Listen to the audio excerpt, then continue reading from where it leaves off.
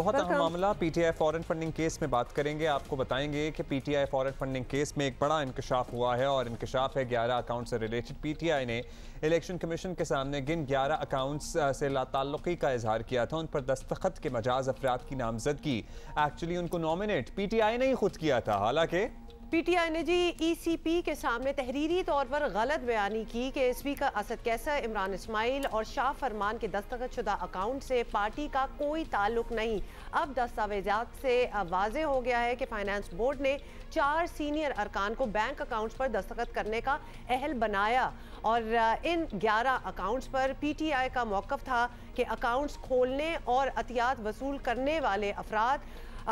Majaz authority की जानिब से मुकर्रर नहीं किए गए थे। तो पहले उन्होंने बिल्कुल उससे लाताल्लुकी कर ली थी और अब पता चला है कि सीनियर सहाफ़ी फ़खर दुरानी हमारे साथ मौजूद हैं। अब फ़खर बताइएगा, इसमें अमले में अपेरेंटली यही लग रहा है कि बहुत ज़्यादा डिलेइंग टैक्टिक्स इस्तेमाल किए जा रहे हैं। ये जो 11 अकाउंट्स वाला मामला है, इसमें किस तरह से पहले क्या बताया गया और फिर बाद में क्या हक़ाइक़ सामने आए, ज़रा हमें बताइए, एक्सप्लेन कीजिए आसान अल्फाज में। पीटीआई ने 15 मार्च को ये डिसऑन किया है इन 11 बैंक अकाउंट्स को, लेकिन जब हमने इस पे कुछ तहकीकात की तो हमें ये मालूम हुआ कि ना सिर्फ ये पीटीआई की जो टॉप क़यादत थी उसको भी, उनके भी नॉलेज में थे ये बैंक अकाउंट्स। उसके अलावा जो पीटीआई का फाइनेंस डिपार्टमेंट है जिसने अभी ये तहरीरी तौर पे डिसऑन किया है इन अकाउंट्स को, उनके अपने दस्तखतशुदा रेजोल्यूशंस हैं जो फाइनेंस बोर्ड के हैं, जिसमें वो कुछ मेंबरान को वो चेंज कर रहे हैं उनके और सिग्नेटरी के तौर पे और कुछ नए को अपॉइंट कर रहे हैं। तो इससे ये साबित होता है कि ना सिर्फ इन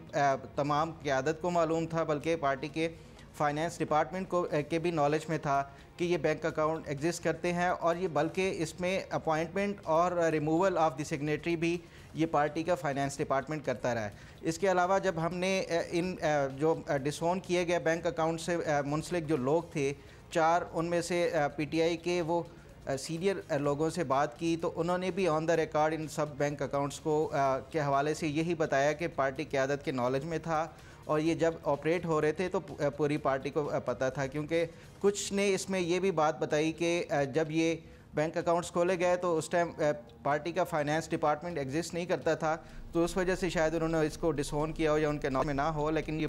दूसरी जो जी फ़खर, अब जो तहरीके इंसाफ के ख़िलाफ़ जो बातें सामने आई हैं उनमें आपको सबसे संगीन बात क्या नज़र आई है और किस किस्म की खिलाफ वर्जी, कानूनी खिलाफ वर्जी की गई है, ये भी बताएँ। बड़े पैमाने पे गैर मुल्की कंपनियों से और गैर मुल्की शहरियों से फ़ॉरेन फंडिंग लेना, और उसके अलावा जो दूसरे नंबर पे मैं समझता हूँ कि जो संगीन तरीन कानून की ख़िलाफ़ वर्जी है वो कंसीलमेंट ऑफ अकाउंट्स है। ये मुख्तलिफ जो स्क्रूटनी कमेटी की रिपोर्ट पढ़ें आप, या उसके बाद जो अकबर एस बाबर साहब की तरफ से जवाब जमा कराए गए हैं या पार्टी की तरफ से जवाब जमा कराए गए हैं, या जितना मैंने रिपोर्ट कवर की है इस फ़ॉरेन फंडिंग के हवाले से। दूसरा है जो पीटीआई ने डेलिबरेटली कुछ अकाउंट्स को कंसील किया है या उनको खुफिया रखा है, वो इलेक्शन कमीशन को रिपोर्ट नहीं किया गया कि उसमें क्या कहाँ से पैसा आया, किसने फंडिंग की है, आया कि उसमें कोई गैर मुल्की शहरी या गैर मुल्की कंपनियों ने तो फंडिंग नहीं की। और उसके अलावा तीसरे नंबर पे जो मेरे नज़दीक वो गैर मुल्की शहरियों की तरफ से भी फंडिंग, जैसा कि मैंने भी अभी हालिया पिछले दिनों में कोई रिपोर्ट किया था कि उसमें एक इंडियन शहरी के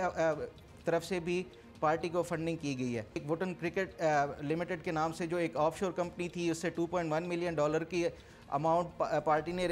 हासिल की, लेकिन वो उसको कंसील किया गया, उसको खुफिया रखा गया। इलेक्शन कमीशन की तरफ को उसका बारे में नहीं बताया। Fakhar Durrani, thank you for explaining this to us. ये फैसले जल्द आ जाएं ताकि मामला ज़रा क्लियर हो जाए।